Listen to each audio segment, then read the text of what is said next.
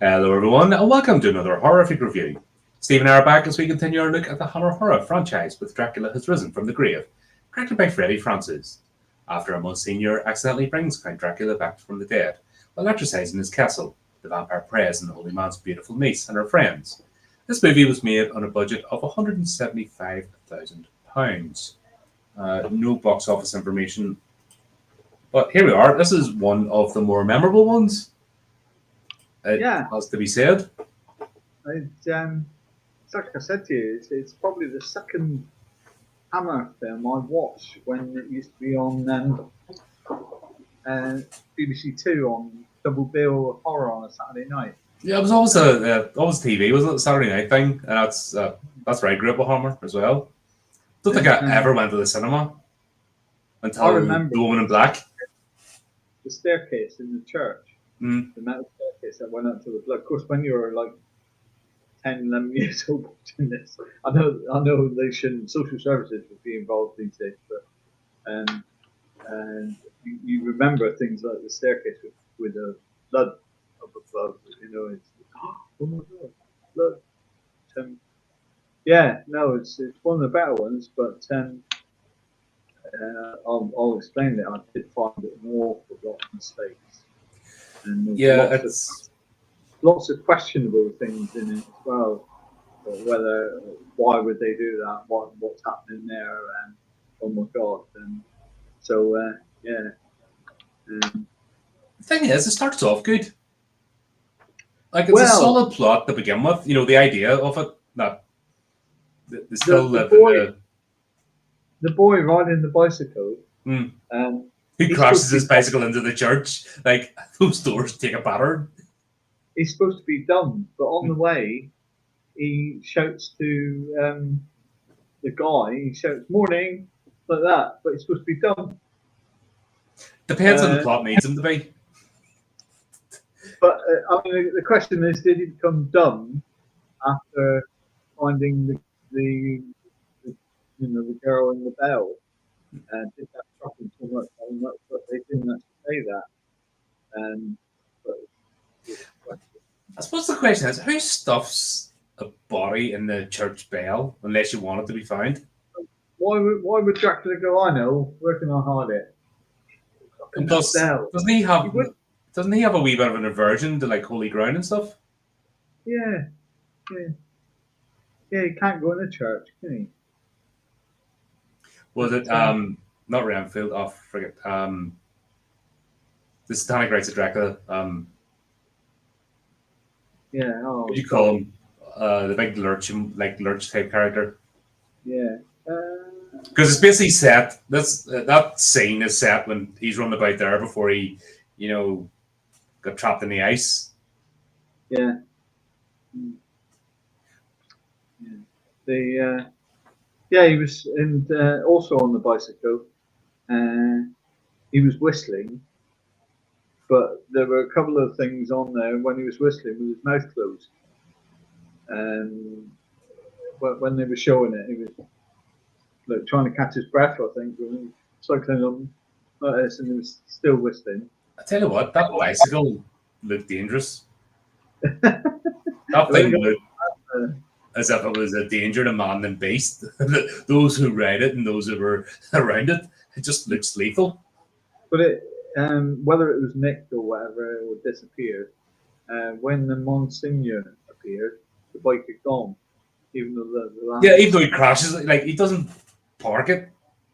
No. He just crashes into the steps and then jumps up. I know. I'll get off now. Perhaps it didn't have any brakes. It was. That's how you physically stopped the bike. You had to ram it in. It looked that type that didn't. It had one direction forward, and that was it. And the only way you stopped was by mounting on something. Yeah. But, there's lots of things. I think the funniest one in that was when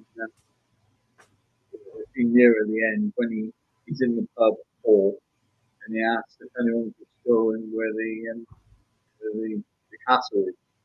But he says, "Can someone show me?" Instead of someone, Gets me about this whole movie, right? he obviously tongue twisted it and went, "Can someone show me?" Yeah, he's got himself a bit excited. Cut it out. Oh. No, but here's the thing: it's a big, huge castle. What did the road to it disappear? Like, how does the carriage get up there? Why are they having the mountain climbing stuff? It's very strange. Yeah, because he got out, didn't he? In the carriage. And the shadow of the castle touches the church, hence why they don't do mass and stuff anymore. So there it is. Can someone show me where it is? Like this village isn't huge, mate. You know what I mean? Like the church is there and the pub's there because the wee fella goes past the pub to crash into the church to start his job. Yeah.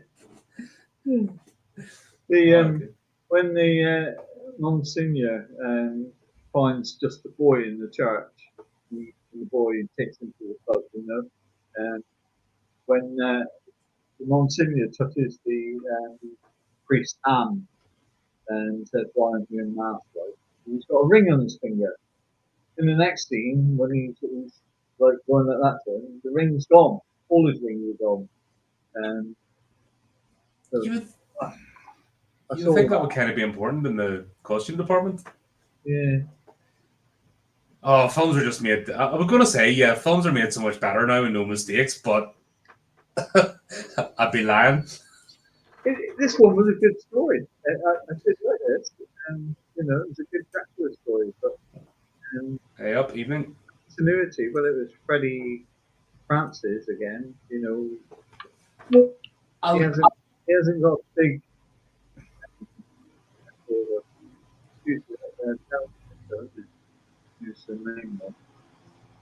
I do like the fact that it carries on directly from the previous movie. That's something the Frankenstein movies messed up. Yeah. You know what I mean? The continuity with the Frankenstein movies, at least there's attempts to go, well, here's the events of last time, let's carry on with the story. Yeah. And I think this one was actually quite bloodthirsty. I think 1968 must have gone into a different era of horror. Well, we're now having the 70s. It's the late 60s, 67, 68 is when the censorship, you know, people started breaking away from the censorship. And the 70s is really dark for movies. But all the way from the 50s and right up to like 66, 67, it was very sensorial. That was sort of the trend. This one quite a lot of violent scenes in. You had the stake through the heart. You had the cross that went through him at the end. I love his tailor. Whoever Dracula's tailor is amazing because like you just could do a quick stitch in that on the roof after putting the stake out through your heart. Not a bit of blood or stake through the heart, and there's all blood coming down. Next thing he gets up, there's no hole. No, or better still, when you miraculously dry off, like after being frozen in the night, like they've got him laid in an ice bottle with water. Yeah. And technically should have burned because that's been in the sun, so he should have fried anyway. But hey ho, that's when he went after the girl, and what's her name? Zena. When he went after her, and she got chased through the woods. And first she got chased by the coffin cart, didn't she? How fast can she run? Yeah, but why didn't she just step out of the way and then? No, but how fast can she run? I know. That thing got up to full gallop and she's still like maintained pace, and you're like, really? There were loads of trees there that she could have just gone behind. Yeah. And rather than run and wear herself out, she could have just stepped out of the way. Bother? But like she's going Dracula's way. Dracula's waiting for her in the woods, so and she's walking that way. So exactly the place where she was going. Yeah. It could have been anywhere in the acres of forest that were there, but no, he was there waiting in the natural direction. But I love how one bar wench par equates to more than 2 horsepower. Yeah. that's where they made the mistake. They made motor vehicles in horsepower instead of bar wench power. If it was bar wench power, it would be in Mars by now. Yeah, it's a bit like when you're running away from Jason Voorhees and he's walking and he still catches you. Yeah, as you're tripping over everything. Yeah, Yeah. But, slow and steady one's a race, eh? I mean, for a Dracula film, I like it. You can. The thing that gets me though is, and we were talking about this before we had go live, but that will not give Christopher Lee any dialogue. Yeah. Oh my god, that's like you've got one of the most iconic, even at that era. You know, I mean, this is. I was going to say the height of his career, but it wasn't because his career never bloody stopped. Let's be honest. But at that time, he's like high profile. You've got him starring in your movie, and you just have him going about and hissing and saying 3 lines of dialogue. Yeah. Huh? Yeah, I don't know. It's very, very strange. But it's not as if they don't give him dialogues in the movie. Like, the Two Faces of Dr. Jekyll, for example, like he played a fantastic character in that. Rasputin, the Mad Monk. Like, you put him in a Hammer movie, you give him dialogue, and he owns stage. The Amicus movies. What was that one we watched not long ago, where he was the goodie? The Devil Rides. The last one, Devil Rides Out. Yeah. Yeah. Yeah, he was well away in that one. Yeah. So when they give him his iconic role, they have him like basically grunting and hissing and not being any way like he told her. I think his longest line was when he told her to take the cross down. But why did he tell the bloody priest to do it at the start of the movie? He could have saved himself a lot of hassle. Yeah, they sort of went to the castle, didn't they? And then he went, right, we're going to the other village now to get the monster. Had to get revenge. Yeah. But when he put the cross on the front of the door of the Monsignor, if you notice, the bar that was sealing the Dracula's castle was level. In the next shot, it was at an angle. I tell you what, they were nicer to Dracula's castle than they were Frankenstein's because they absolutely tore Frankenstein's villa to pieces and the evil of Frankenstein. But yeah, they just put a chain and padlock on it. Were chains and padlocks like that in early 20th century? This was like 1905 or something. It was supposed to be set. I don't know, when was the padlock? That particular style, I don't think it was. No. Rod, like proper chain link, clink. I was like, I don't think they were made like that. Talking of chain links, when the priest went down to the coffin in the base of the pub, and he sat sort of opposite the coffin there, and there's a huge big chain behind it on the deputy. And in future shots of the same thing, the chain has disappeared. The room must have moved that must be really strong. Yeah, it was an odd setup, wasn't it? Now the idea, I like the idea. Okay, so the local priest is derelict in his duty. The fears overcome him, and the Monsignor decided, right, let's put an end to this nonsense. And by doing it, inadvertently wakes Dracula up. I get it. I just don't understand why Dracula didn't go to the priest at the start. Right, get that thing off, go into his castle, and then plot his revenge, and actually be a villain. Yeah. There could be a load of characters and a lot of stuff we could have done without. Just Dracula in his castle, and then deciding to go out.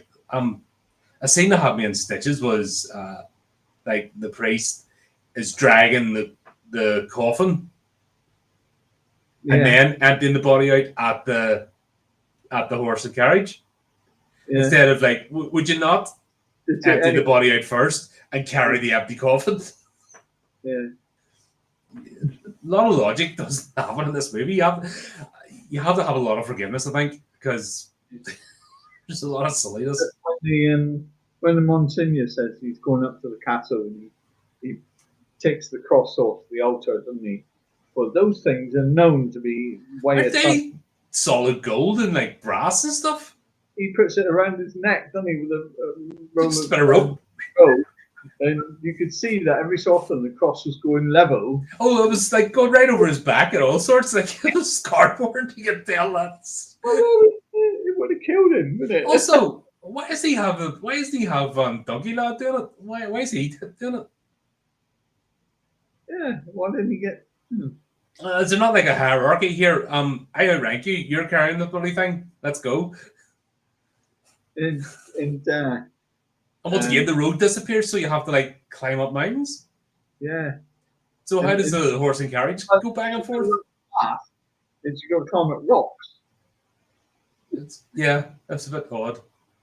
Yeah. But yeah. The I think it's not sure when Xena, after she was being chased through the woods, when Dracula actually bit her, I always thought that vampires couldn't go in sunlight, but there was so much sunlight coming through the trees. You could actually see it was sunlight. But yeah, I thought, oh, what's he doing there? It's daylight. It's still not Kindred the Embrace Bad, so I can gloss over that. Have you watched that TV series? No. They did one season. It's based on Vampire the Masquerade, the game, and they made a TV series about it. It lasted one season, and I mean, bright San Francisco sunshine, middle of the afternoon, and the vampires are running about the place because they couldn't even be arsed putting a filter on it. They make it look like Twilight or it's middle of the afternoon, whole of scenes, and you're like, huh? So, if anything, after watching that series, if anything's even remotely better, I'll forgive it because that was an abomination. That should not have ever been on screen. Yeah. So that's nothing. The other thing in the bakery bit, when Paul and everything was going down looking for her and she was being attacked by Dracula, the bread kept disappearing and reappearing, and it was on the end of the like counter type thing. I've never been to a bakery pub before. There were five loaves there, and then suddenly in the next shot they're gone, and then there were three. Yeah, but like I said, I've never been to a bakery pub before. It's a new concept. Is that a German thing or something, or a Transylvanian thing? I suppose if they haven't got a bakery. Because there's more pastry on the bar than pints, and it's just platters everywhere. And yeah, people are getting drunk and just serving over the top. And you're kind of like, what is this place? Yeah, I'll get a bit of sideline and having the inn, but bake all the bread and stuff. And, it's getting shipped out the back door and they had the pub. But the fact that they're bringing all the baked goods up, like they're all these ovens and stuff, and it's all going up to the bar and it's all getting laid around the tables while people are painting away. You're kind of like, huh? Yeah. I suppose the people in the pub were loafing around. First one off the stream. There we go, folks. We have begun properly. Two nuns traveling through Transylvania and seeing bloody bloodthirsty vampire with all blood going down his flanks, hands on the bonnet of their car, and one nun says to the other, "What should we do? What should we do?" And the mother superior says, "Show him your cross, show him your cross." "Oh, you toothy git, get off my bonnet."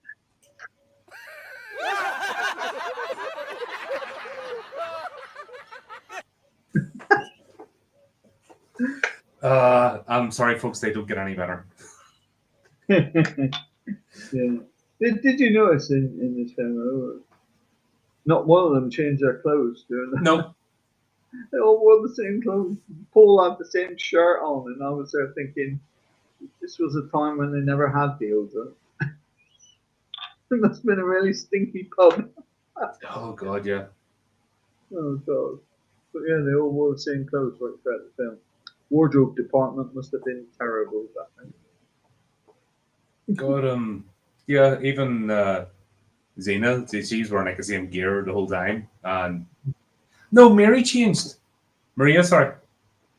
Yeah, she did. Maria's the only changed clothes. And Ernst, the coming senior, because he went into battle priest mode when he was getting serious. He goes into battle priest mode. Yeah. It's his battle frock on. When the rest of the time it's just his normal stuff. And it was in dyes. But why did he die? Because he only got a bloody bump on the head, isn't it? That was a weird one, yeah. With a pottery plant as well. The fact that it was delayed, he should have died on the spot, but the delayed reaction of, Yeah. for the dramatic effect when the priest walks in, that he recognizes him, and then he goes, ah. Yeah. And then you had Paul hit on the head by a candlestick that you could tell was something like plaster of Paris. Yeah, that would still hurt. Sort of bounced. Yeah. Yeah, and he was fine. If he was hit over the head with a real candlestick, he wouldn't have got off as quick. He would have been out for hours. Yeah, but the plot needs it to happen. That's it. The storytelling aspect of these, that's the thing I've noticed about Hammer. They went for the visual spectacles. And plus, this is the first Warner Brothers 7 Arts sort of conjunction with Hammer, so there are too many chefs in the kitchen.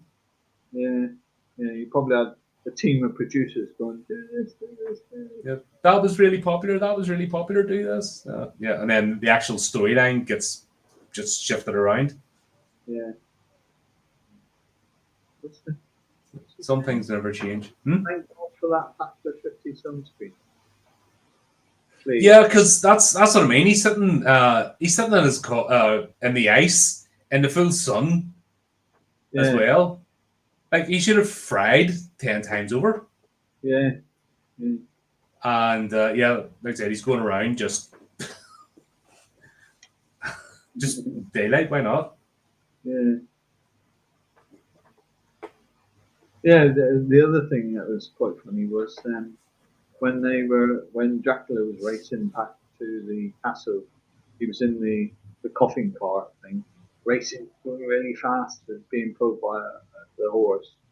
Yeah, Paul gets there in no time at all. Yeah, on his draft horse. He's on like a cart horse, something. No, this was right at the end. Yeah, what was he riding? When he was on the cart horse, he was going to the pub. He was going to the other village, but he went into the pub, didn't he? But then he got the dung guy to say, someone show me the way to the castle, but you didn't see how they got there. Found a shortcut rather than the way the priest took. Yes, it was a walk. They didn't show a horse or carriage or anything.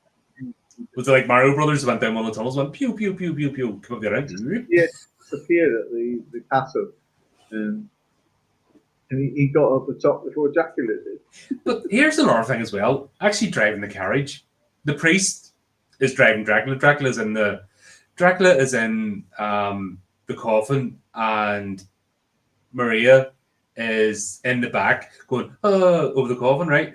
And then, but halfway down the journey, did they stop? And Dracula's like, I'm going to drive from and does the priest get in the coffin, and then him and Maria go up front because it changes like in the same journey. When the coffin stops, the coffin carriage stops, and Dracula and the girl get off, you actually see someone in the background. Yeah, the priest getting off and riding off. Yeah. You're like, what the hell? See who it is. And, well, the only person that could be was the priest. That's right, yeah. But why, if he's driving in the first place and Dracula's in his coffin, at what point did they decide to swap? Yeah, it was Dracula driving, wasn't it? He had the whip. Yeah, up to the second half of the journey, but when they left Karnstein,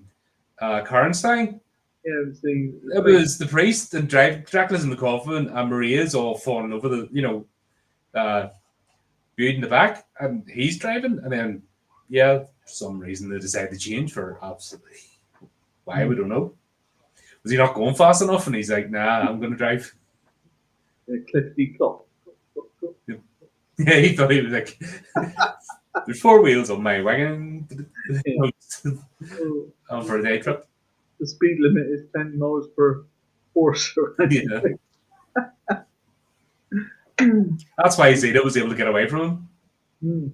Because of his driving, that's why Dracula had to take over. If Dracula was driving, she'd have been run over. Yeah. It just looks fast because of the cameras. But I thought the makeup effects were quite good when the bites on the neck. You know, they were quite more prominent than previous Dracula. Yeah, her little neck, what do you call that thing she's wearing? Oh, that covered something that was that big. Yeah. Like when they're on her neck, they're about like that, and then she's got this little thing, and yeah, all of a sudden miraculously covers it. And no one sees it, of course. And Not a bulge. No one goes, oh, well, I like your neck thing, you know. Well, let's be honest. She does have a pair of distractions. Yeah. So nobody's looking at her necklace. Yeah. I like how she more or less molests Paul when he's drunk. Yeah. And, Maria turns up. Now, in this day and age, there would have been a female fight there. No, she's just like, okay, well, you take over then. It's your boyfriend. Why am I having to like jump on him? Just so casual, but it didn't break sweat or stride. Oh, he's drunk. I'm putting him to bed. Oh, okay. Yeah. And then she continues to try and take his clothes off. You think, oh God, this day and age it would have been a cat fight. Oh, that would have been, yeah, game over. Mm. Yeah, just Dracula would have had his chance. Indeed. Why? Surely they could have got somewhere better from the stay instead of the bottom. I just love where it all centers around the one building. Like this bakery pub must be huge. But yeah, but it's a little small pub. Yeah, the size of it's more like a sewer, wasn't it? It's like a basement and a sub basement, like a cavernous, Phantom of the Opera style basement. Yeah. Where he was in the bottom. Yeah, it was that size. And like you can't actually see them having something like that in such a small village. It doesn't make sense. Such a small pub. And plus, how do you get the coffin in? Yeah. Because this place runs practically 24 hours a day. Front, so how did he get in? There must be an entrance around the back. And I love where the coffin's placed at the grating where the sun's coming through. Yeah. Because that's good logistics. Like, no wonder this priest is depressed because he realizes he's a bit shit at his job. He can't even organize it. Yeah. But he does all these things, like burns the body, etc. Oh, what's that oven about? And how the hell did he get that one in there without burning himself? I love the way they had the scenes where his head's basically, you see this glowing, but he's basically by the embers. You know it's camera shots, but basically, if that was you or me, the head would be burnt off us. You know what I mean? The heat coming from that thing. Yeah, especially with his hair. His hair would have caught fire at least. Yeah. But also, you need a bit more than that to take care of a body. Like, I would make sense if you had to put her in the top bit, with the flames, and the heat rises. Yeah. And have her crispy on the grate, that would make sense. But just shoving her in with the coals, surely should have smothered the fire before it actually took effect. Yeah. But But the other thing I noticed about the priest was they did a couple of close-up shots, and it must have been his real hair because you could see where they cut it. So he had long hair, and then around here there was cut. They cut out, a little bit off his long hair to go around, but he still had the long hair. But you also saw his makeup, see around the neck. Yeah. You saw where his makeup stopped. Yeah. Yeah. Heap loads of things you could pick out, but it was still quite a good film. I enjoyed it totally. Oh yeah, it's I just wish they'd give Christopher Lee some bloody dialogue and let him actually be not just a mindless beast. I think that's what annoyed me about Dracula. Not him looking back at these, that they're wasted a good asset. Yeah.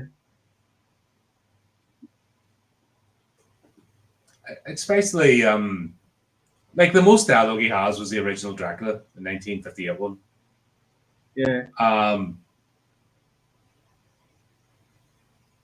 But even then, it was like about halfway through it, he turns into a hissing beast, and there was opportunities for like him and Peter Cushing, Van Helsing, trading off against each other and having a bit of a philosophical thing, and no, they didn't bother that at all.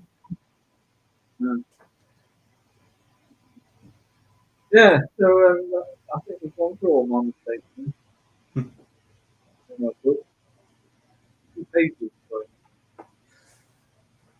And even though I've seen this before, I think when you Paul, like this is Paul's the hero of the story. It's Paul's journey, and I think we're all setting up for him to be an atheist and then find his faith at the end. I think that was the actual story arc, which was fair enough. Could play it out. But a lot of the cast that were in it, have never done a lot of acting. Barry Andrews, who played Paul, his acting was very staggered. Like, something like 68, then he wouldn't have done his next acting bit for 1971. It's very staggered. Whether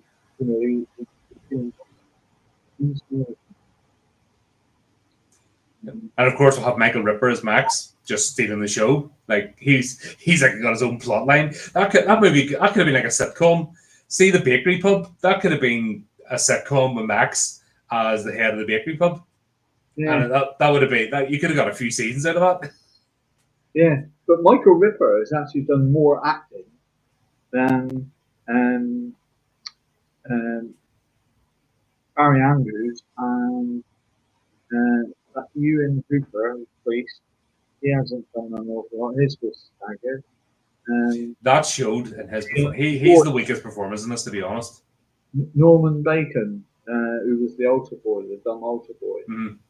He's never done a lot of that. His was very staggered, 5 years apart.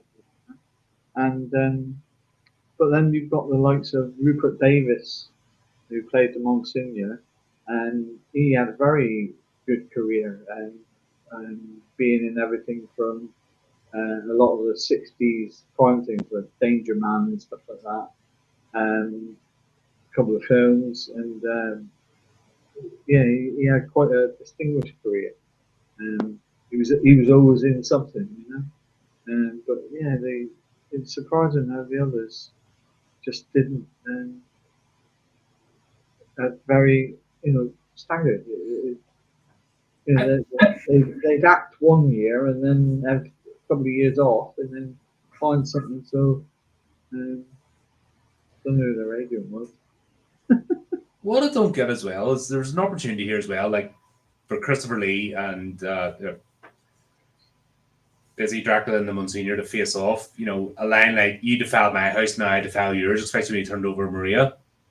But we got none of that. Basically, when he charges in, Dracula runs, and you're like, really? Yeah. At least when he was fighting Van Helsing, he put up, they both put up a bit of a fight.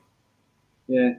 But it's like, there's no effort, and I don't know. He just died. I don't know what the decision. I know it's a studio decision to have him. It's not. We know it's not Christopher Lee because he's more than proved his worth, and many decades after that, he's a phenomenal actor and he has stage presence and he can deliver lines. Yeah. But they really do not utilize him. And you lose the menace of Dracula when they don't actually use him as a menacing figure. An intelligent, account, that sort of aristocratic presence. That's all out the window. Yeah. Yeah. The other thing that made me laugh was when Maria said she came to visit Paul when he was too good, and then she said, "Right, I'm going home," and he says, "Oh, I'll follow you let me follow you part of the way." Mm-hmm. Yeah, part of the way means about 10 meters around the corner on the outside of the building, and then they say goodbye, and that was really part of the way. It would be like me going to the back door here and saying, I'm going out the garden. You can follow me part of the way, Colin. Yeah. You can follow me up to the halfway path and then stop while I go to the hedge. Yeah. It's very. There's a lot of clunkiness about this. Yeah. And it's almost like they're trying to cram too much in. Maybe if they had kept it a bit simpler. Yeah. Because I know why they did the thing with the cross is because they wanted them to follow it in the end, but they could have done that at the start of the movie. Had the cross chucked over the side. Yeah. Yeah, because the priest could have done. Yeah. Oh, the girl, even her, she actually looked like she was struggling with the weight of the cross, whereas the Monsignor, you could tell it was a piece of plaster. By the way, he was struggling around his neck. But, if that was the same one. Yeah. Yeah. He got the cardboard one. She had the actual one made out of metal. Who knows? Yeah, it's strange little things like that. I think when you look back on it, and especially when you're reviewing it, there's a difference. When you're watching a movie to review it, you've got a different mind on, don't you? You're looking at the plot, you're looking at the actors, you're looking at how the story flows. So you're not just watching it. And yeah, it's easy to see these things, but there were a lot of extras in this one, weren't there? But that's another thing to do is they have all these extras and stuff, and they don't. That's what I mean. I'm talking about too many things going on, too many side plots, too many characters. Instead of just focusing on the main story. Yeah, that's right. It sort of takes it away from, like the fight when Paul was trying to get out of the pub and to go and find the castle. That's weird. Why? They were all the people were trying to stop him. Very polite mob, by the way. Oh yeah. Because let's be honest, if I was really a medieval village, you just get stabbed and like buried somewhere. Yeah. But now they decided they're going to be very polite, be over dramatic. Yeah. Yeah. So, yeah. Apart from that main cast, there weren't a lot of main cast. There was a lot of extras. Yeah. You only had Christopher Lee, Rupert Davis, Jonathan Hudson, Barbara Ewing, Xena, and Paul, and the priest. So you only really had 1, 2, 3, 4, 6 main people in the film. And Anna as well, she played a main role. Yeah. I don't know why he didn't turn, like, if the whole thing was about revenge, why didn't he turn Anna as well? And like have a thing where they're both his sister-in-law and his niece are turned into vampires, and then reveal himself, and then have the Monsignor basically fight, and have to get Paul to find his faith to get them back. To me that would have been a much simpler plot, but they involved Cena and they involved this one and they involved that one, and it just got a wee bit convoluted. Yeah. Yeah, I still like this one. I think it's it's still a fun movie. It's just yeah. A great movie. A lot of questions. Yeah, you can pull out of it.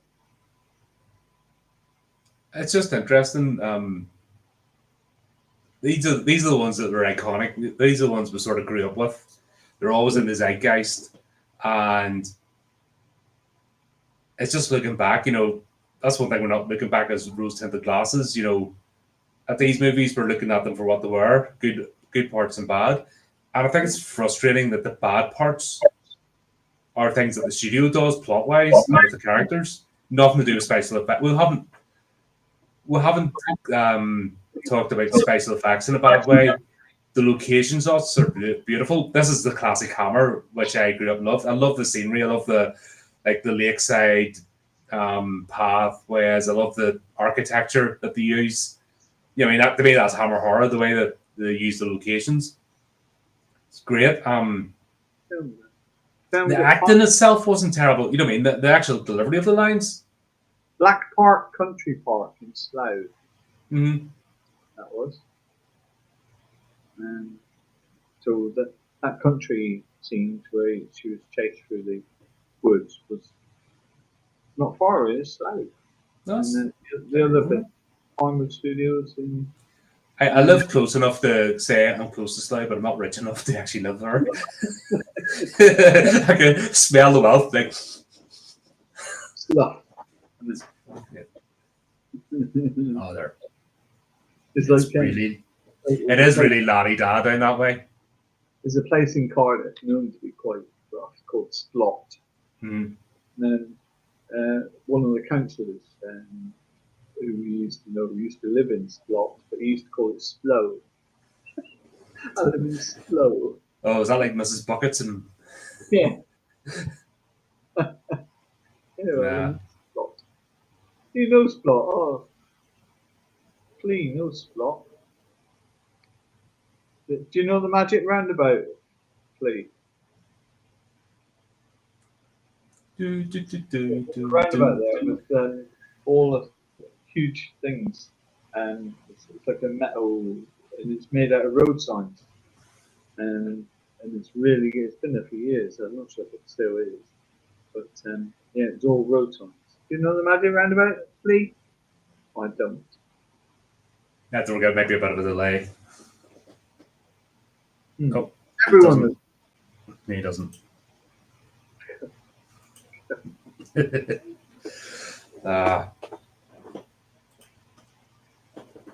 Yeah. That's it's interesting how he turns randomly on Xena. He turns what? Dracula. He just turns on Xena for no reason. Yeah, and he smacks her hard across the face. Yeah. He marked. If someone hit me as hard as he hit her, you'd have a bloody hand mark at that. So she comes out, talks to Paul, no problem. You don't say, "Oh, what's that mark on your face?" or anything, because there isn't one. Yeah, it was like, right, we've used her now, we have to get her out of the way, sort of thing. And you're like, okay. I think that's the thing. Too many bit characters taking up too much screen time. Yeah. That would be my complaint, and not enough use of the main characters. Mm. Mm. It's a good concentrate, like you said, on the fight between one studio. But didn't get a payoff. That was the thing. No.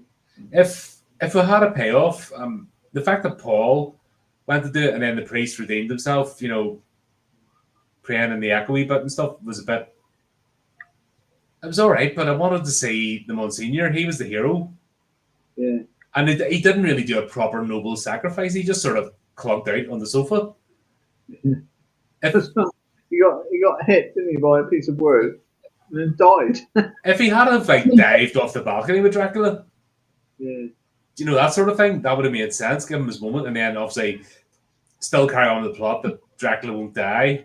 So Paul has to find his religion, not just cross himself at the end. That was like very, very tacked on. Yeah. And just kept the priest as a villain, like a Renfield type character. Yeah. Even he turned back to good at the end. Yeah, but that's what I mean. That should have been Paul, right? That's what I'm saying. He should have just been a villain, and he should have been taken out to get the Dracula, for example. The battle should have been the Monsignor, like Van Helsing and Dracula. The Monsignor should have been taking the battle, but he sacrificed himself by maybe diving off the balcony with him. But Paul would then have to have said the prayer to, actually make him find his religion more impactful. He had to say the words, but he had to believe them to end Dracula. And then that's the minute he found his faith. To me, that none of that costs money. That's always my criticism of movies, when things that don't cost money. Priest, and both of them fall off, and both of them land on the cross with the priest on top. So Dracula wanted to get off the cross, but he couldn't because of the weight of the priest on top of him. So both villains would have died, but Dracula would have. I don't think the priest should have had too of an impactful role, considering the fact that he was a bit of a worm. Yeah. And come across as a Yeah, from the start, really. yeah. Like he was cowardly. He was craving at the start, and ran off. And he was the one, not the Monsignor. He's the one that inadvertently woke Dracula because of his cowardice. That's one thing about the plot line. They say the Monsignor accidentally wakes Dracula. No, he doesn't. It's the priest, the cowardly priest, for running away. That does it. To the ice. Oh, when the ice broke, you could tell it wasn't ice. No. It was more like a piece of PVC glass. But hey, you know what I mean? At the same time, it's still the 60s. You know, sugar. When did sugar glass get invented?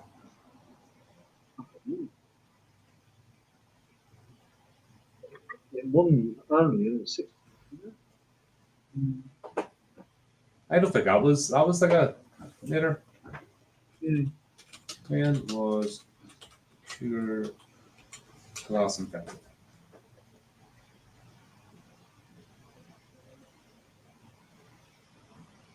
Oh, 17th century. Maybe I could be wrong. It's quite an invention. Candy glass, edible glass, breakaway glass.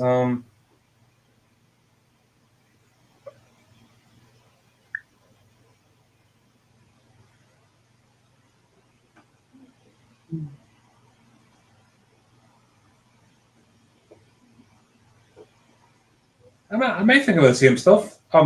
Apparently, its most famous things being. I'm talking about the sugar glass, you know, the windows. I thought that's what they called it. They used to use in films that. Yeah. Yeah. It's sugar glass. Along with sugar, sugar glass has been used in movies since Hollywood early days. It looks like glass, but it tastes like candy. It's.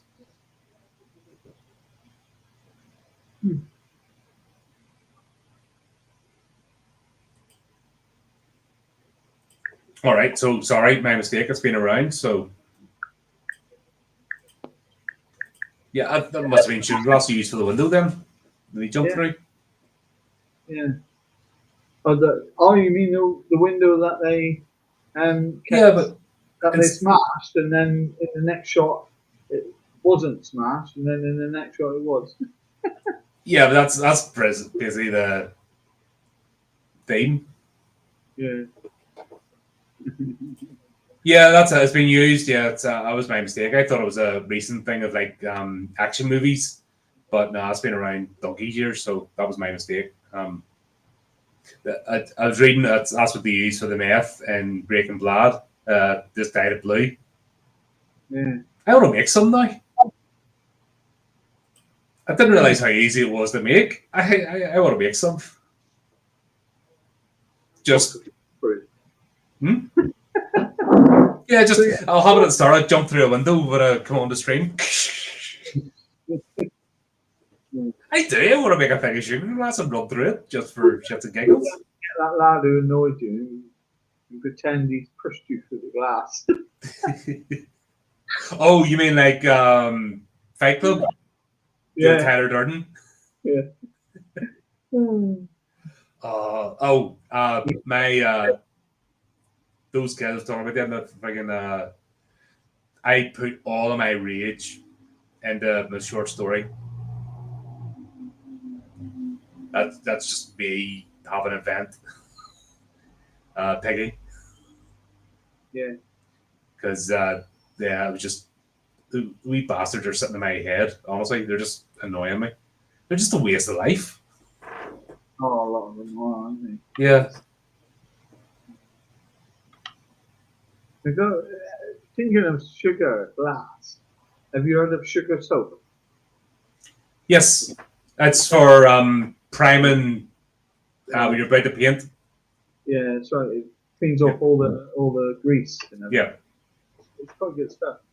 I don't know whether it's along the same lines as sugar glass.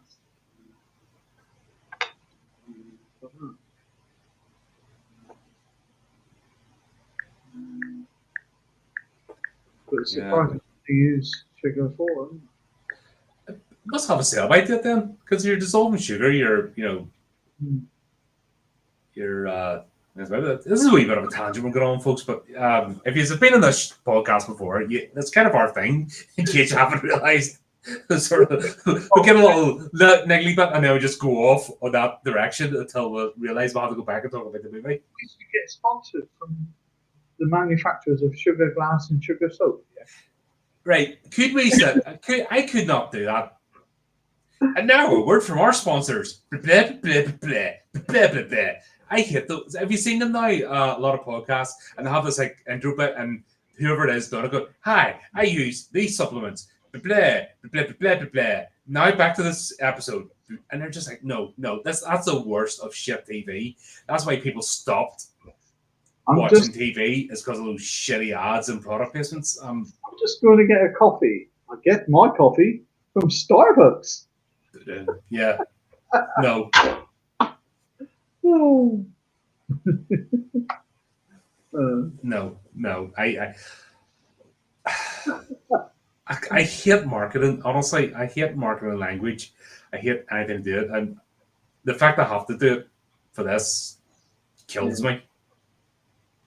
It genuinely does. It just and then I get resentful. Like, if that's the way I have to talk for people to watch or people to pick up our books, then nah. It's like if he's actually This is it. Have you seen this film, Chris? Dracula Has Risen from the Grave. I know where they in the film that I'm not allowed to mention in front of Colin, when the little green man gets killed by the big black man in a plastic suit, and he just disappears. This is what happened to Dracula. So Star Wars stole Dracula Has Risen from the Grave's idea. That's my theory. Yeah. The whole careful there, Steve, you get done for copyright. I know. The horrific court battle. No, it's my segment. No, my segment.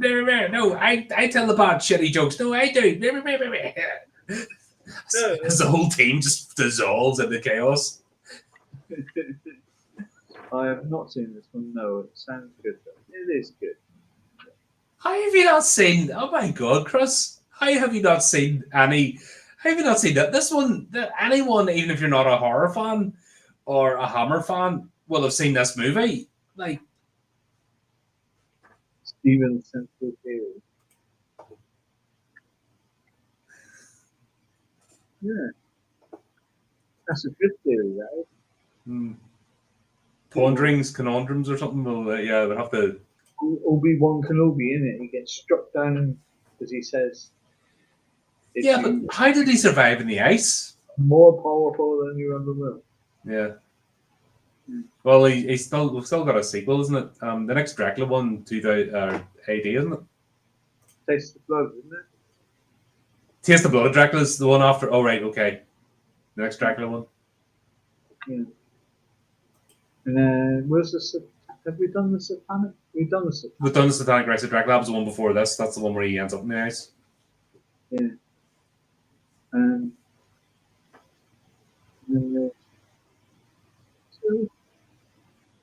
Taste the Blood of Dracula is a strange one. That's going to be a strange one to talk about because he wasn't meant to be in it, and he could just tell that he was shoehorned in. And he has more dialogue in Taste the Blood of Dracula than any of the other Dracula movies.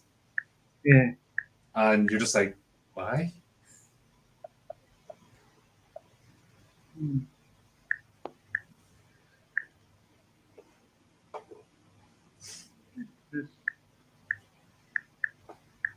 Yeah, I just Yeah,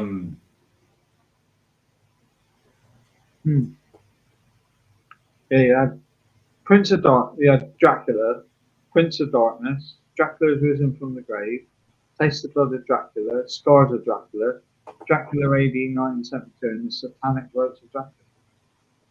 We couldn't have done the Satanic Rites. Sorry.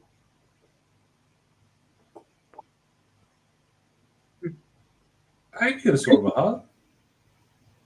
Bride's Dracula. Oh, sorry, no, that's not until 1973. Yeah. Sorry, wrong. Yeah, Taste the Blood of Dracula, isn't it? Yeah, that's the next Dracula one. But, and Dracula AD 1972. I wonder what year that was made. I think we could guess. I Then think we there's can work that one out. But yeah, the next one we've got those Frankenstein Must Be Destroyed. Yeah.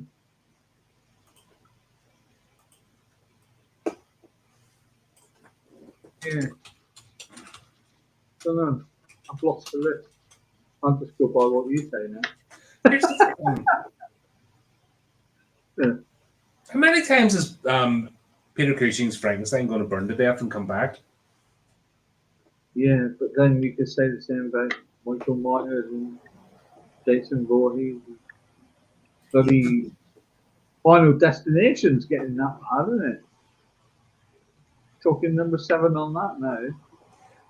In fairness, obviously Chris and I reviewed that one. It was a lot better. It actually did a good job of tying it back to the beginning and making them sort of make sense why it was happening. Yeah. I have to say, hand on heart, it's definitely one of the better ones. And yeah, it did make an effort. Yeah. Because they started to get silly. The one on the car. Oh, that was the fourth one? You could Yeah, the racetrack thing. Yeah, but that was horrible. And the one on the bridge was odd, the fifth one. The theme park that was the third one. That was all right. No, you could tell that it's CGI with the.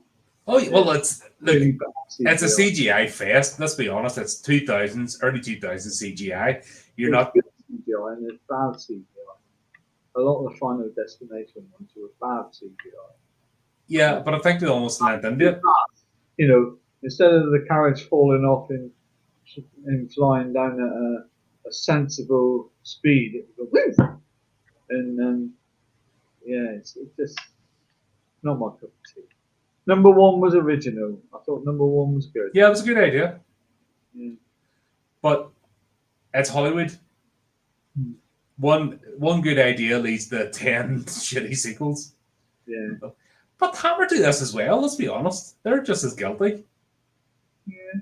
And putting out like loads of sequels out really. Like I think the Frankenstein ones are more clunky in terms of continuity than the Dracula ones.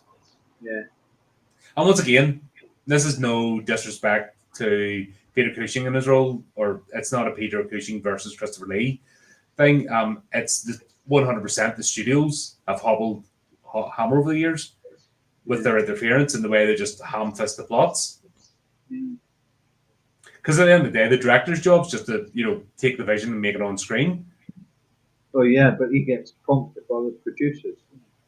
Yeah, that's what I mean. It's the director just takes the vision, but he doesn't create the vision. It's the writers and then the producers, and then all the way through filming, which we now know happens, is they get poked at. No, we want this, we want that, and it's like fucking make the decision at the start of the movie and then leave them alone.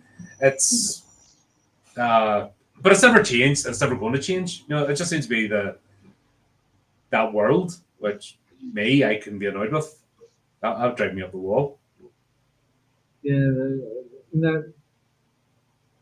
I think it takes a good director to just turn around to the producers and say, "You want me to direct this? Leave me alone," sort of thing. And that's it. The worst example of that was when we talked about Alien 3. Yeah. The studio was interfering. Like they got a director who had only ever done music videos, so he'd never done a movie before. Yeah. And that was because a bunch of people left and quit and all that kind of stuff. But they got to the point where him and his writer had to have a secret ring code because it was before mobile phones. Yeah. So it was like, you ring 3 times, hang up, ring twice, and I'll answer. I'll know it's you. So they wouldn't accidentally answer the phone from the studio because the studio were interfering on a daily basis and actually putting their heads away. And it translated in the movie. I mean, you could just see the movie was a mess because of studio interference. And I'm seeing it here with the Hammer ones. There's a lot of great stories. They've got top class actors, even the supporting cast, like we said many times, Michael Ripper, etc. Can carry a movie on his own. Yeah. But you just know that there's something missing with these movies. There's something just not gelling together, and I think it's studio interference, and the fact that there's so many collaborations. Yeah, because this is a new one. Isn't it? It's who did we say? Yeah, in this case, it's Warner Brothers and Seven Arts. Now I know Seven Arts have done movies with Warner Brothers. I don't think have done one with Hammer up to this point. Mm. It's mainly been Universal or Paramount, but yeah, this. So you've got 3 studios effectively involved in a movie. So you've got 3 sets of groups of studio egos, which is what the producers are. They're nobodies in the background, but they've all got big egos, and they want to get, if they think something's going to succeed or a high value property, yeah, they're going to stick their beak on. And to me, it just, there's not enough money to make me want to be in part of that world. Mm. I would be in prison. I'd be caving people. There'd be like a graveyard where producers were getting buried on a daily basis, because that's, I could not do that. I mean, producers have got some good uses. Mm. Oh, What? Right, hold on. If you didn't have a lot of producers in movies, I know they're the ones that get things done, like a good one, brings the people together, makes the contacts and stuff. But movies are actually a lot cheaper and the production costs will be down because there's just too many people. It's like any organization gets to a certain side. You get all these middle management, nobody's filling up space, and because they just drag the whole place down. Mm. We have talked about this. Peter Cushing is always, top notch. I don't think he's really given a bad performance. The problem with Christopher Lee is he's given bad dialect. He's not being when he's utilized. Rasputin the Mad Monk. I know it's not a horror. I know it's not a Hammer one, but the Horror Express. You know what I mean? What was the Amicus one where he played the father? Not torture. You know the Abacus episode where he played the father and the father's being tortured by the witch? Yeah. That was a great one. The Two Faces of Dr. Jekyll. He plays the dilettante in that. Great. And the last one, Devil Rides Out. Fantastic. I forgot it was a Christopher Lee movie. I honestly thought that was a Peter Cushing one. When you haven't seen something for years, he channeled his inner Peter Cushing. He took all the tips. Like, don't forget, these two were best buddies right to the very end, and their best buddies with Michael Ripper. Like, these were inseparable. So there's not even animosity between them. I think a lot of them times they jumped in each other's movies to help each other out because that was just the level of friendship. Like, you don't see that today. The majority of the time, Christopher Lee played the bad guy. Yeah. And Peter Cushing played the good guy.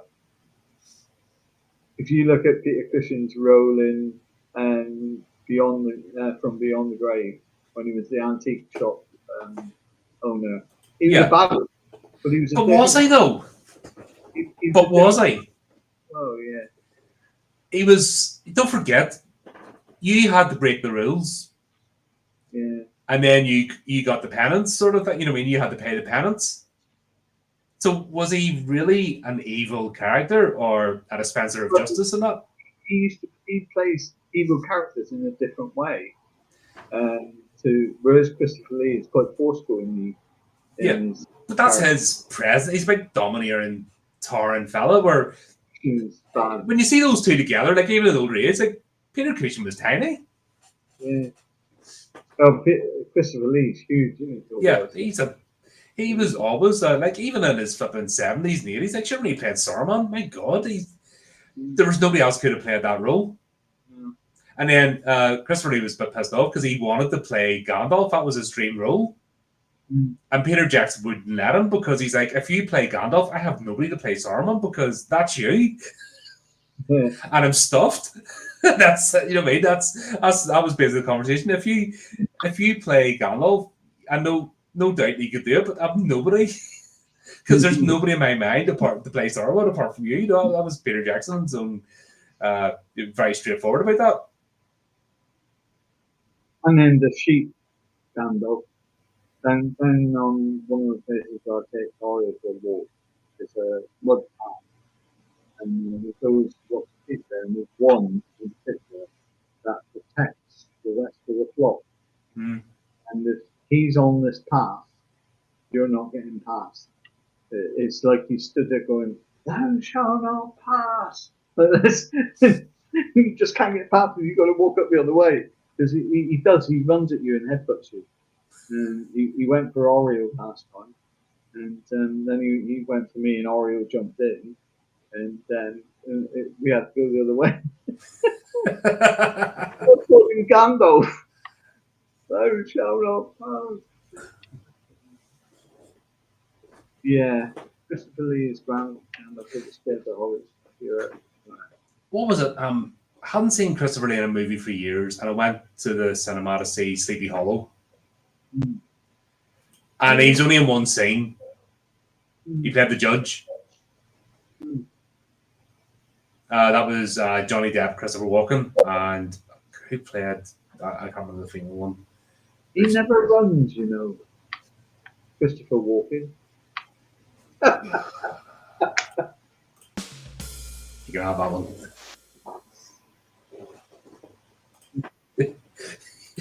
Yeah. You shall not pass. That was a thing. It's actually like another tangent alert, by the way. Still have to get that. Whoop, whoop, whoop, tangent alert, tangent alert.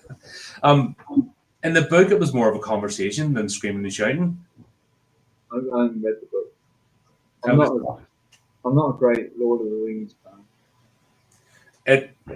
It's one of them ones you have to sort of read, isn't it? You have to. Yeah, I mean, it took like 10 hours for Frodo's ring to be destroyed. I could have done it in about 3 minutes. Oh, suits you, sir. Work I don't know about 3 minutes. Steve, you're getting on a bit. Work it out. Oh dear. But yeah, I just think when Christopher Lee is given dialogue and actual script to work with, like when he played Scaramanga, like the most he topped Blofeld as the most memorable Bond villain. Yeah. Like when he's playing Scaramanga, it was brilliant. Yeah, he is one of the best characters in James Bond. Yeah, and that's what I mean. It's just it's for some reason in the Hammer franchise, which he's known for. This is what earned him the title King of Horror, and this character in particular, he's not actually given much to work with or to do. No. And you're like, do you why? It could be something to do with the contract to say, I'll be Dracula, but I'm only allowed to act in 5 minutes. And they're only allowed to include me in the film for 5 minutes in total, something like that. Or is he just too busy in like here, there, and everywhere? And we'll never know. Obviously, it's not. That's the problem with these movies, but we don't have the insight into the behind the scenes as we do now. Like any movie going on now, if anything goes on behind the scenes, it's out, and we're all talking about it. That we know basically instantly. There's a lot of secrets, I think, that we'll never get behind. You know what I mean? Because most people are gone now who were involved in this era of filmmaking, and any disagreements or studio interference or anything like that, you'll not hear about. There was no. I think it was prior, that's with the advent of the home video era, and more importantly, the home DVD. It was the DVD era basically brought that, you had the extras. So that's where you got the documentaries, you got the film commentary. Like, it changed how we look at films. But if you look at it, in the next couple of years, we're going to lose so much talent in both directors and actors. You think you've got your Clint Eastwoods and Gene Hackman dead? Oh, there was a picture I saw. I'm not a fan, but Vin Diesel was pushing Michael Caine in a wheelchair because they were going out for lunch. Yeah. See, again, And you're like, he's in his 90s. yeah. And is Gene Hackman dead? Yeah, that was a bloody tragedy. They were flipping 9 days before they were found. He died, or he passed. His wife, it looked like, had a heart attack or a stroke. She dies. One of their dogs was in a cage. The others were roaming out. One was their dogs died because it was left, couldn't get fed or watered, and it was only like nearly 2 weeks later that they were found. Yeah, That's a bit like my brother-in-law's mum and dad.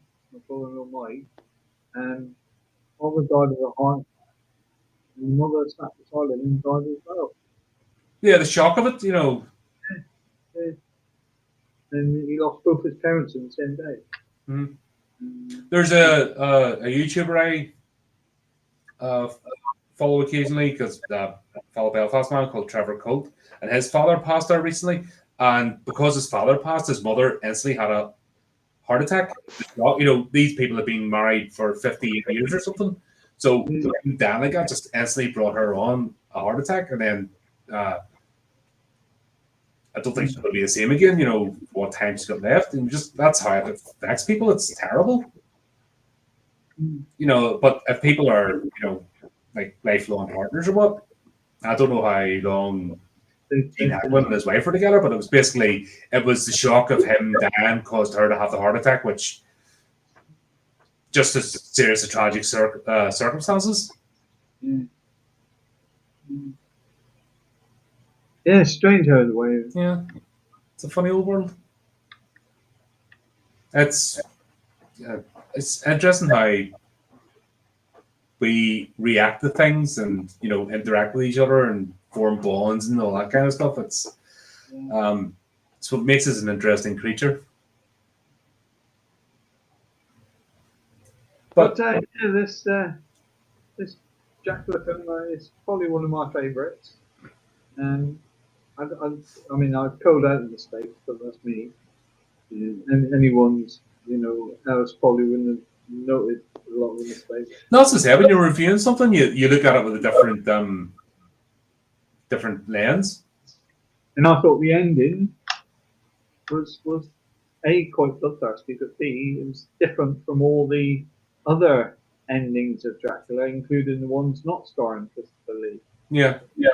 Him landing on the crucifix that he told the girl to get rid of, and then banged down and dug in the ground, and then he fell over and landed on top of it. And I thought, it's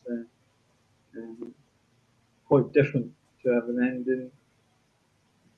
Yeah, they went more into definitely went into the more religious aspect. The actual Dracula was vampire lore through the heart or sunlight, wasn't it? Yeah.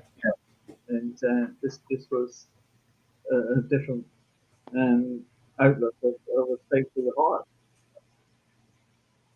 Yeah, because they did that twice and it didn't work. It has to be. He actually stood up and he was trying to get the crucifix out the back of him. And, but they were, like I said, they're going into the spiritual aspect of this, which I don't mind. It's a mythological creature. I hate this current trope where everything's a virus.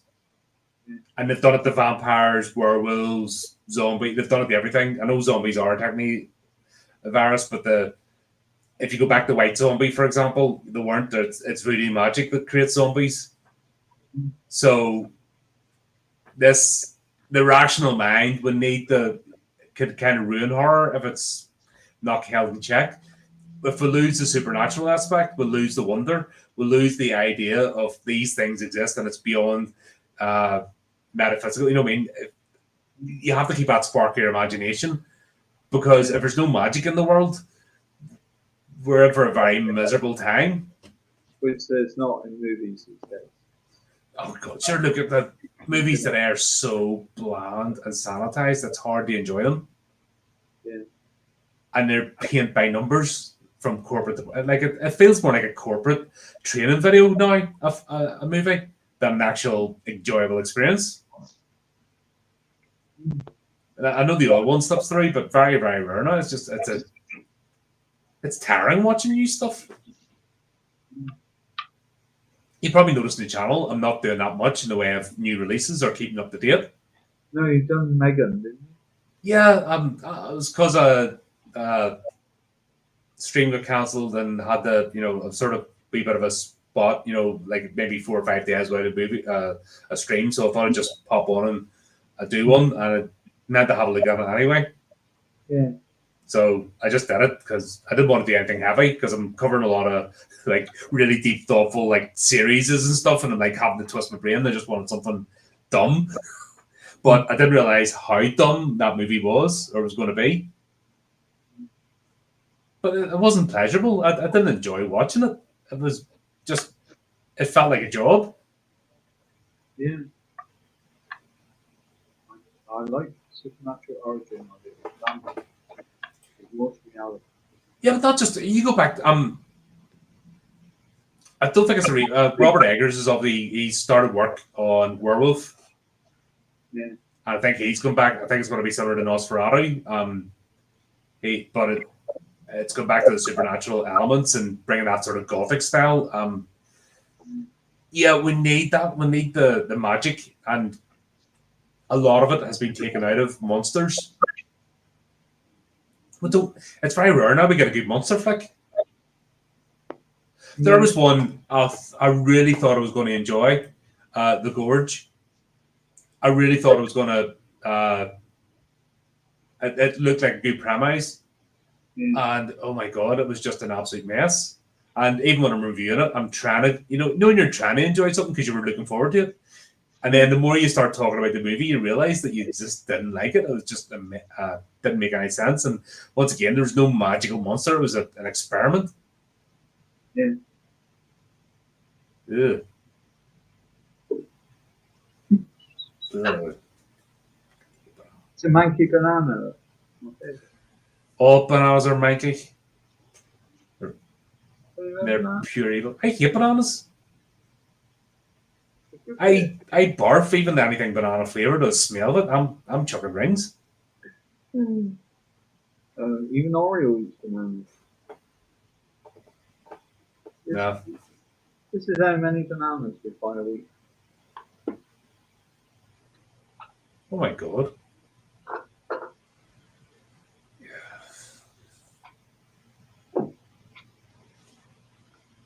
That's the equivalent of garlic. You put them around the doors and windows. You'd never have me at your house. If you want to keep me out, you don't use garlic. You just use bananas. Oh god. Oh. Even thought of it. Oh. I don't know Oreo eats bananas. I'm the big banana person. Flo takes one to work every day. I know they're supposed to be good for you and stuff. I just despise them. I buy apples. I get apples and grapes. They're my sweet.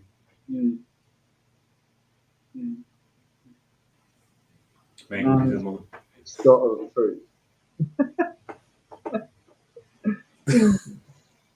Well said. Now there's somebody that I can't wait for him to pass and be out of our lives and not make anything else and just go away. Right. I love the way he tried to backtrack. I'm done with the Alien project. I don't want to make any more. So, yeah. Oh, I'm taking my ball and going home. It's like, just go away. Just shut up. Did you? Don't start me. This will end up being a 5-hour stream if you start me on Ridley Scott again. Don't start me. I hate that man. Did you see my post the other day about what was it? It was ironic that the company who make Durex condoms also make Nurofen. So the man tries to have a shag and the woman has a headache. It's a win-win situation for Reckitt Bank advisory. Oh, brilliant, isn't it? There we go. That's not a joke. That's a true thing. Probably is. Durex condoms and Nurofen. So, yeah. Why not? Stick to your market. Can we have a bomb tonight, darling? Oh no, I've got a headache. Ah, foiled your plans. So they can't lose. Has probably all sorts of On those days- patriarchal glass ceiling stuff now, saying even making those jokes. Anyway, next up, Frankenstein must be destroyed. Must be. Yep. It must. He's been destroyed about 3 times, but hey ho.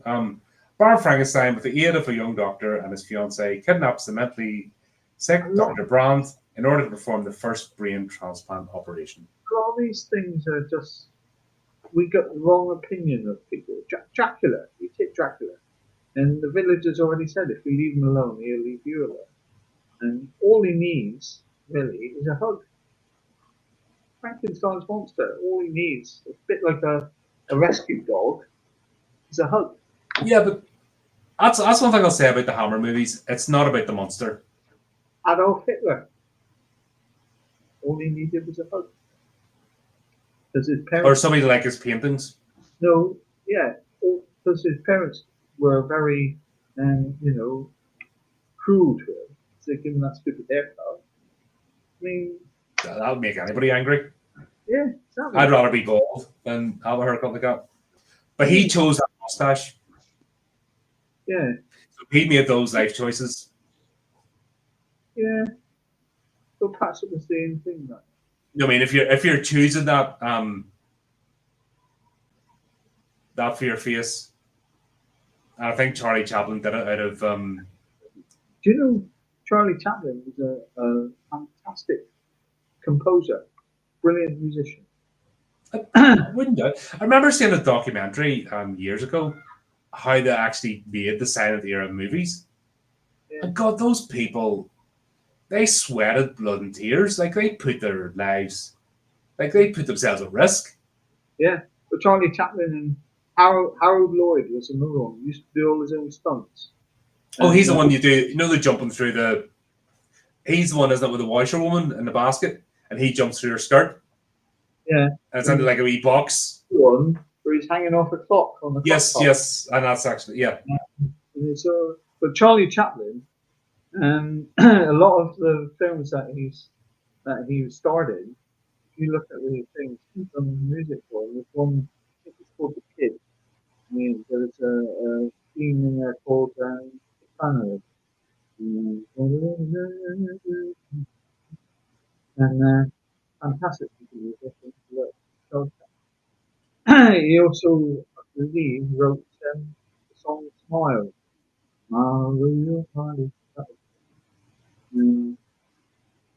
But yeah, so there's another classic. We're going off on the classic. yeah, just a wee bit, but yeah. No, what I like about the Frankenstein movies is they're not focused on the monster. It's actually Baron Frankenstein as the monster. The monster itself, as Mary Shelley wrote, is a tragic consequence of a man's basically egomania. Yeah. And that's it's a bit like Phantom of the Opera. I always look at the Phantom of the Opera and you either feel sorry for the Phantom. I got the Andrew Lloyd Webber, one of the cuts on DVD. I'll have to watch it again. I haven't got around to it. I've been busy. I see Phantom of the Opera as, and he tried to help the girl, and she took his help, and then once she got it, spurned him for a chance to move up the ladder. Good-looking guy, you know. That's how I saw Phantom of the Opera, whereas others go, "Oh, he's a phantom." That's why he's called a phantom. He's a nasty person. I need to do the Robert Englund one again. Yeah. I haven't seen that in years. Have you seen that one? No, I haven't seen that. We'll have to do. We haven't done a group review in a while. We'll have to get a couple of us together to do a review of something. I haven't done that in ages. Yeah. All Ridley Scott films. How about no? We've already covered the entire Alien franchise. Yeah. Some of our longest reviews, like 5 hours on Romulus, for example.